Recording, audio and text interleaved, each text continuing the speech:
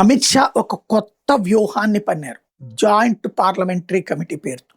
భవిష్యత్తులో సుప్రీంకోర్టులో కూడా ఎట్లాంటి అడ్డాలు రాకుండా పార్లమెంటు ఉభయ సభలు చర్చించిన కమిటీలు అన్నీ వేసేసాం అని చెప్పడానికి.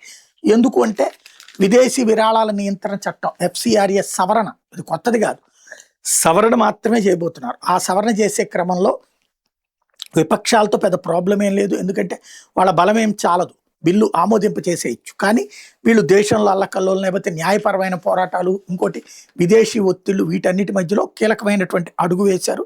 జాయింట్ పార్లమెంటరీ కమిటీకి ఆ బిల్లును పంపించడం ఈజీగా అయిపోతుంది. వచ్చే శీతాకాల సమావేశాల్లోనే పెట్టేయాలనేది వాళ్ళకి ఇచ్చినటువంటి గడువు. ఈ జాయింట్ పార్లమెంటరీ కమిటీలో టోటల్గా 21 మంది సభ్యులేమో ఎన్డీఏ నుంచి, అంటే టోటల్ 31 మందిని పెట్టారు.